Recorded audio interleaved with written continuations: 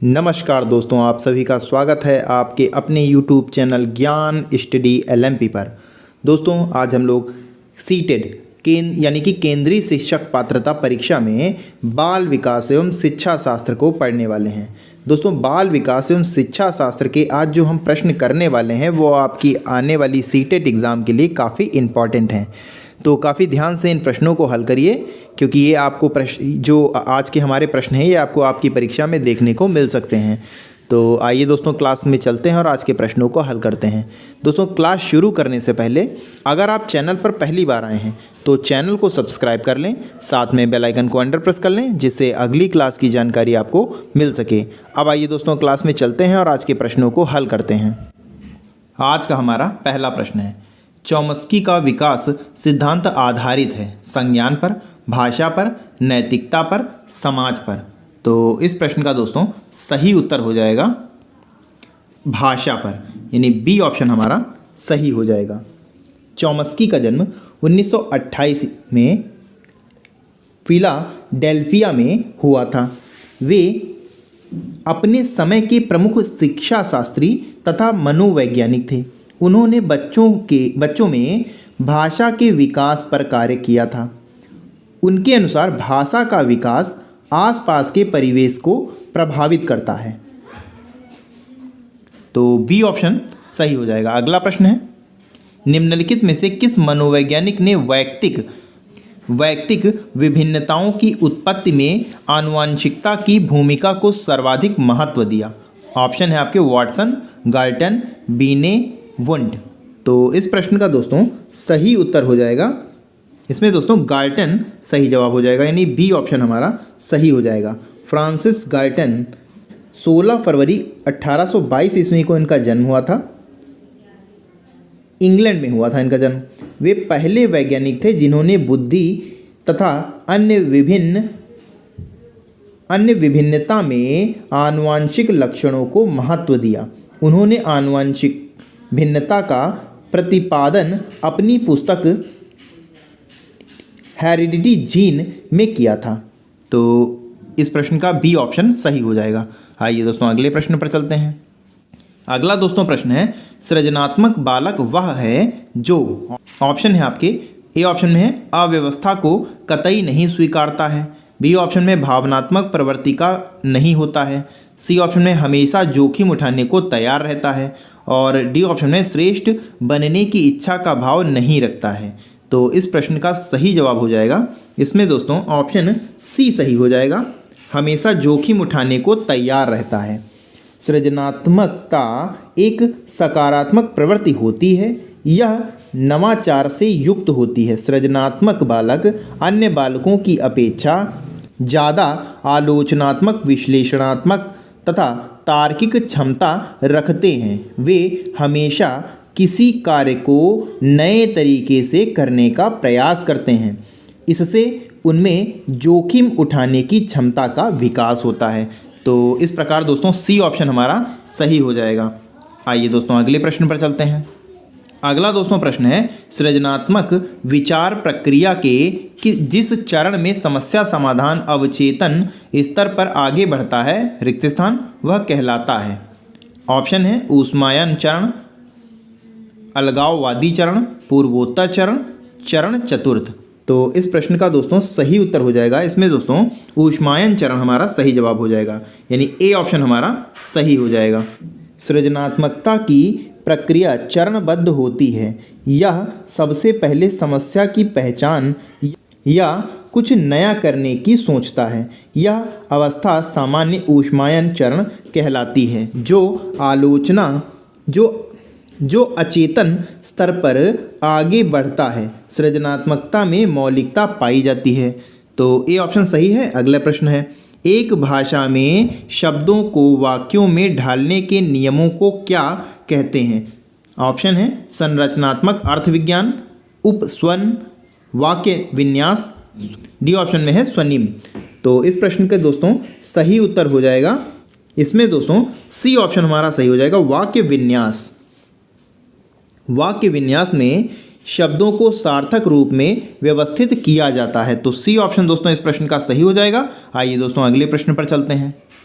अगला दोस्तों प्रश्न है, एक बालक के विकास के सिद्धांत की समझ एक शिक्षक किस प्रकार सहायता करती है? शिक्षक की किस प्रकार सहायता करती है? ऑप्शन है छात्र के सामाजिक स्तर की पहचान करने में, बी ऑप्शन में है छात्र की आर्थिक पृष्ठभूमि की पहचान करने में, सी ऑप्शन में है यह समझने के लिए कि छात्र को किस प्रकार पढ़ाया जाए, और डी ऑप्शन में है सीखने के अनुसार छात्रों को पढ़ाने में।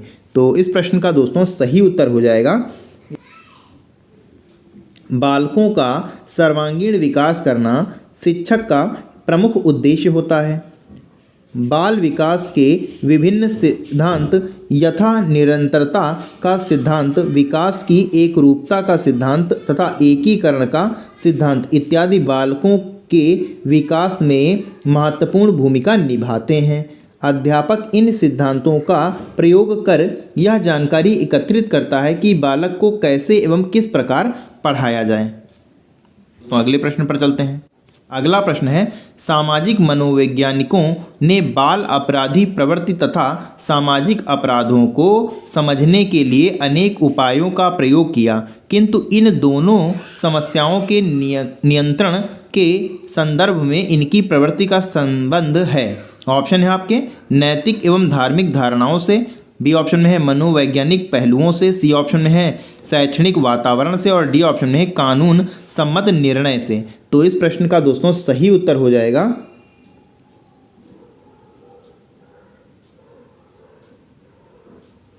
इसमें दोस्तों बी ऑप्शन सही हो जाएगा, मनोवैज्ञानिक पहलुओं से। बी ऑप्शन सही हो जाएगा। मनोवैज्ञानिक पहलुओं में अनेक प्रवृत्तियां शामिल होती हैं। इसमें व्यक्तिगत तथा सामाजिक या वातावरणीय संदर्भ को शामिल किया जाता है। मनोविज्ञान में मानसिक प्रवृत्ति पर विशेष ध्यान दिया जाता है। तो इसमें बी ऑप्शन सही हो जाएगा। आइए दोस्तों अगले प्रश्न पर चलते हैं। अगला दोस्तों प्रश्न है, वाइगोत्स्की द्वारा कौन सी अवधारणा दी गई थी? ऑप्शन ए में है स्वर समंजन, बी ऑप्शन में व्यक्तिगत रूप से पढ़ाना, सी ऑप्शन में पेंडुलम समस्या, और डी ऑप्शन में समीपस्थ विकास का क्षेत्र। तो इस प्रश्न का दोस्तों सही उत्तर हो जाएगा, इसमें दोस्तों हमारा डी ऑप्शन सही हो जाएगा, समीपस्थ विकास का क्षेत्र। समीपस्थ विकास का क्षेत्र बालक के वर्तमान और संभावित विकास के बीच अंतर है। अगला प्रश्न है, बच्चों को विभिन्न प्रकार के अनुभव प्राप्त होते हैं जब वे स्वयं कार्य करते हैं, बाहर घूमने जाते हैं, परीक्षा देते हैं। तो बच्चों को अनुभव प्राप्त होते हैं जब वे स्वयं कार्य करते हैं, बाहर घूमने जाते हैं, परीक्षा देते हैं। तो इस प्रश्न का दोस्तों डी ऑप्शन सही हो जाएगा। आइए दोस्तों अगले प्रश्न पर चलते हैं। अगला दोस्तों प्रश्न है, आपकी कक्षा का एक विद्यार्थी 3 × 3 को 3+3 समझता है, वह किस विकार से पीड़ित है? तो वह दोस्तों पीड़ित होगा डिसकैलकुलिया से पीड़ित होगा। इसमें दोस्तों सिंपल ट्रिक है, जहाँ पे जोड़ घटाना गुणा भाग आ जाए वहाँ कैलकुलेशन होगा, तो कैलकुलेशन से बना कैलकुलिया, तो डिसकैलकुलिया हो जाएगा इस प्रश्न का सही उत्तर। अगला दोस्तों प्रश्न है, किस प्रकार के बालक में मौलिकता का गुण पाया जाता है? ऑप्शन है सृजनशील बालक में, प्रतिभावान बालक में, पिछड़े बालक में, मंद बुद्धि बालक में। तो इस प्रश्न का दोस्तों सही उत्तर हो जाएगा, इसमें दोस्तों सृजनशील बालक सही हो जाएगा, यानी ए ऑप्शन हमारा सही हो जाएगा। सृजनशील बालक में मौलिकता का गुण पाया जाता है। आइए दोस्तों अगले प्रश्न पर चलते हैं। अगला दोस्तों प्रश्न है, अनुभव व प्रशिक्षण द्वारा व्यवहार में रूपांतरण ही अधिक है, यह कथन किसका है? B.F. स्किनर का, गेट्स का, कॉर्नबैक का, वुडवर्थ का। तो दोस्तों यह कथन अनुभव व प्रशिक्षण द्वारा व्यवहार में रूपांतरण ही अधिगम है, ये दोस्तों कथन गेट्स का हो जाएगा। गेट्स का ये कथन है। तो इस प्रश्न का दोस्तों बी ऑप्शन सही हो जाएगा। अगला प्रश्न है, परंपरागत शिक्षा केंद्रित शिक्षा प्रणाली में बच्चा सीखता नहीं है बल्कि उसे रटना पड़ता है, लिखना पड़ता है, परीक्षा देनी पड़ती है, पुरस्कार प्राप्त करने पड़ते हैं। तो परंपरागत शिक्षा केंद्रित प्रणाली में बच्चा सीखता नहीं बल्कि रटना पड़ता है। तो ए ऑप्शन दोस्तों इस प्रश्न का सही हो जाएगा। परंपरागत शिक्षण प्रणाली में मूल्यांकन की प्रक्रिया प्रगतिशील नहीं होती है। इसमें समझने तथा प्रयोग करने के बजाय केवल पुस्तकीय ज्ञान पर बल दिया जाता है, जिससे रटने पर बल देते हैं बच्चे। तो ए ऑप्शन सही हो जाएगा। आइए दोस्तों अगले प्रश्न पर चलते हैं। अगला दोस्तों प्रश्न है, मानसिक क्रियाएं किस अवस्था में चरम उत्कर्ष पर होती हैं? बाल्यावस्था में, किशोरावस्था में, वृद्धावस्था में, प्रौढ़ावस्था में? तो इस प्रश्न में दोस्तों सही उत्तर हो जाएगा, वैसे तो दोस्तों किशोरावस्था को तूफानी अवस्था कहा जाता है, किंतु तीव्र और अपरिपक्व इसमें होता है किशोरावस्था में। प्रौढ़ावस्था में ज्ञान के साथ साथ अनुभव का समावेशन हो जाता है, इसलिए इसमें मानसिक क्रियाएं तेजी से होती हैं। तो प्रौढ़ावस्था दोस्तों इस प्रश्न का सही उत्तर हो जाएगा। डी ऑप्शन हमारा सही हो जाएगा। अगला प्रश्न है, एक स्कूल से भागने वाले बालक के अध्ययन की सर्वाधिक उपयोगी विधि है? सर्वेक्षण विधि, प्रयोगात्मक विधि, प्रश्नावली विधि, प्रयोगात्मक विधि, केस स्टडी विधि? तो इस प्रश्न का दोस्तों सही उत्तर हो जाएगा, इसमें दोस्तों डी ऑप्शन सही हो जाएगा, केस स्टडी विधि। स्कूल से भागना कुछ बालकों से संबंधित समस्या है। अलग अलग बालक अलग अलग कारणों से भागते हैं, अतः केस स्टडी विधि द्वारा स्कूल से भागने के कारणों का पता लगाना आसान होगा। तो डी ऑप्शन सही हो जाएगा। ये दोस्तों अगले प्रश्न पर चलते हैं। अगला प्रश्न है, शिक्षा मनोविज्ञान का विषय क्षेत्र नहीं है। खेलों का प्रशिक्षण, शैक्षिक मूल्यांकन, सीखने की प्रक्रिया, व्यक्तित्व व व्यवस्थापन? तो इस प्रश्न में दोस्तों सही उत्तर हो जाएगा, शैक्षिक मूल्यांकन हो जाएगा इस प्रश्न का सही उत्तर, यानी बी ऑप्शन हमारा सही हो जाएगा।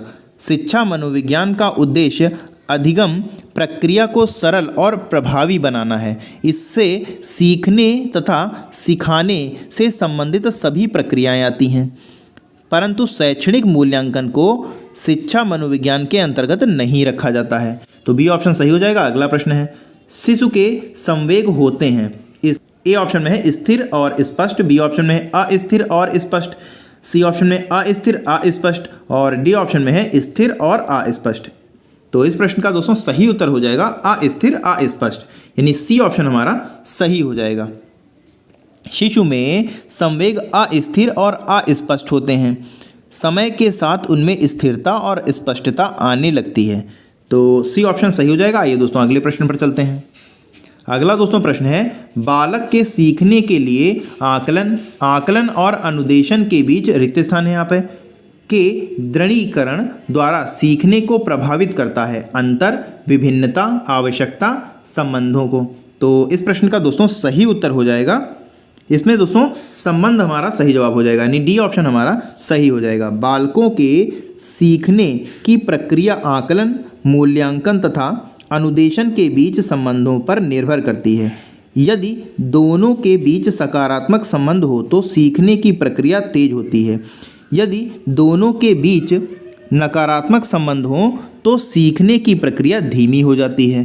तो डी ऑप्शन सही हो जाएगा। अगला प्रश्न है, पहले रिक्त स्थान है, उसके बाद है, किसी लक्ष्य की प्राप्ति में बाधा डालती प्रतीत होती कठिनाइयों पर विजय पाने की प्रक्रिया है। अभिव्यक्ति, समस्या समाधान, अभिप्रेरणा, कल्पना? तो इस प्रश्न का दोस्तों सही उत्तर हो जाएगा, इसमें दोस्तों समस्या समाधान सही उत्तर हो जाएगा, यानी बी ऑप्शन हमारा सही हो जाएगा।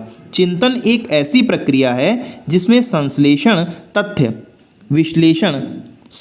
तथा विश्लेषण गुण पाया जाता है। इसमें समस्या के कारण तथा उनके समाधान पर विचार विमर्श किया जाता है। तो यहाँ पर बी ऑप्शन हमारा सही हो जाता है। आइए दोस्तों अगले प्रश्न पर चलते हैं। अगला दोस्तों प्रश्न है 20 नंबर का प्रश्न है और हमारा आज का अंतिम प्रश्न है। समावेशी शिक्षा की प्रक्रिया सामान्यीकरण में निहितार्थ है। ऑप्शन है आपके, प्रतिभाशाली तथा सामान्य बालकों को कार्य सीखने के अलग अलग सामाजिक वातावरण की व्यवस्था करना। बी ऑप्शन में है, प्रतिभाशाली तथा सामान्य बालकों को कार्य सीखने के लिए सामान्य सामाजिक वातावरण की व्यवस्था करना। सी ऑप्शन में प्रतिभाशाली तथा सामान्य बालकों की सीमाओं का निर्धारण करना और डी ऑप्शन में है असमर्थ बालकों को खेल, भ्रमण, व्यायाम आदि कठोर क्रियाओं से दूर रखना। तो इस प्रश्न का दोस्तों सही उत्तर हो जाएगा, इसमें दोस्तों बी ऑप्शन हमारा सही हो जाएगा। सामान्यीकरण में छात्रों के बीच स्तर का विभेद नहीं किया जाता है। इसमें प्रतिभाशाली बालक तथा सामान्य बालक को एक साथ शिक्षा प्रदान की जाती है, परंतु सामान्य बालकों की समस्या को दूर करने का प्रयास किया जाता है। तो इस प्रकार दोस्तों बी ऑप्शन हमारा सही हो जाता है। तो आज के लिए दोस्तों बस इतना ही। कैसी लगी आज की क्लास कमेंट करके ज़रूर बताएं। और दोस्तों आज की क्लास अगर आपको पसंद आई हो तो लाइक करें। और दोस्तों अगर अभी तक आपने चैनल को सब्सक्राइब नहीं किया है तो चैनल को सब्सक्राइब कर लें, साथ में बेल आइकन को अंडर प्रेस कर लें, जिससे अगली क्लास की जानकारी आपको मिल सके। तो मिलते हैं अगली क्लास में, तब तक के लिए नमस्कार, जय हिंद, जय भारत।